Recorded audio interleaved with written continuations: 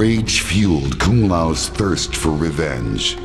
The memory of holding his fellow monk's broken body on the Lei Tai of the Wuxi Academy grounds consumed him as he rained blow after blow down upon Shang Tsung. Kung Lao had finally mastered the attack Bo Raicho had taught him. The sorcerer could not withstand his whirlwind assault. Shang Tsung begged for mercy. Kung Lao granted him none. Upon his return to Earthrealm, Kung Lao stood before the modest shrine to Liu Kang, which had been erected by the Wuxi initiates during his absence in Outworld. He lit a stick of incense and placed it among the others already burning there. He bowed his head and prayed for safe passage to the afterlife for his friend and brother. With Shang Tsung's death, Liu Kang's spirit could rest peacefully. Earthrealm was safe once more, but at a terrible cost. The work of the White Lotus Society had become more important than ever.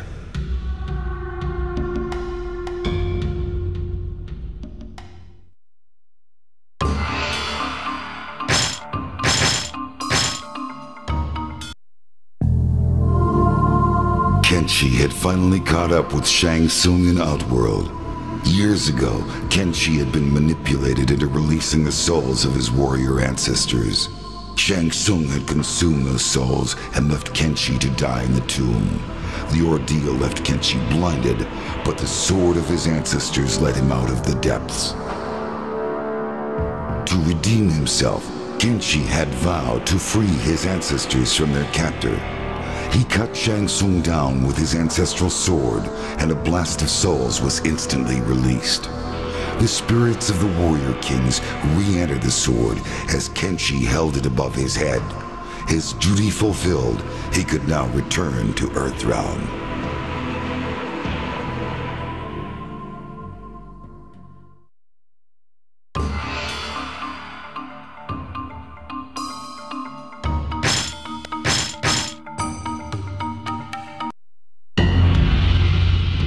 The Deadly Alliance was successful in reviving the mummified remains of the Dragon King's undefeatable army. It would appear that nothing could stand in the way of Shang Tsung and Quan Chi as they began their domination of the realms. Unfortunately for Shang Tsung, however, Quan Chi had no further need for the partnership. Once Shang Tsung had finally revived the last of the mummified warriors, Quan Chi closed the portal to the heavens and effectively shut off Shang Tsung's endless supply of souls. Quan Chi then instructed Kano to assassinate Shang Tsung in a surprise weapon attack.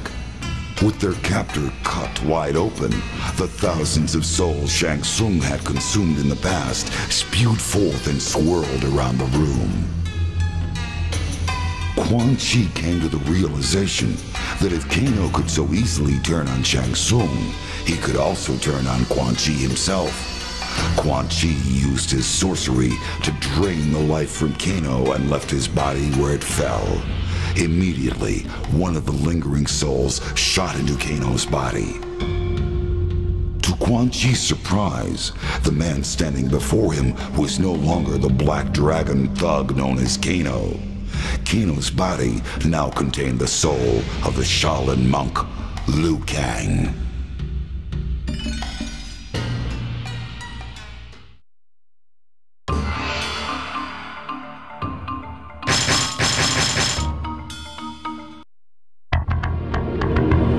Kitana's longtime enemy Shao Kahn was dead, and the alliance between Shang Tsung and Quan Chi was defeated with the help of warriors from Earthrealm. Although there was peace once more throughout the realms, all was not right for Kitana. Saddened by the death of Goro, she attended a ceremony in the Kuotan Palace to honor her fallen friend and ally. Following Shokan tradition, Prince Goro's body was lowered into the molten rock contained within the throne room itself. As Kitana said goodbye to her wartime ally, she also held a moment of silence for Liu Kang, and secretly wished he had joined her in Edenia so many years ago.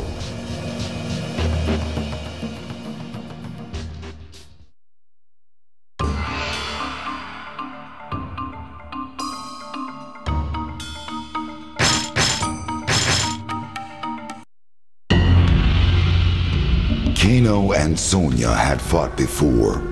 Although Kano was humiliated by his defeat at her hands so many years ago, this time the outcome would be different.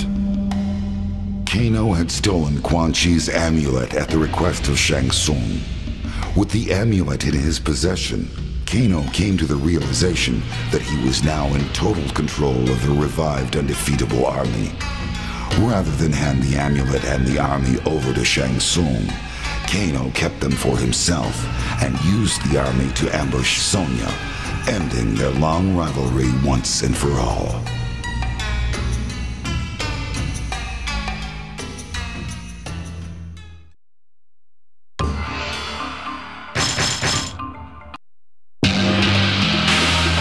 Sent by the sorcerer Shang Tsung, the two Oni known as Draman and Moloch confronted Quan Chi, enraged that he had tried to leave them stranded in the bowels of the Netherrealm.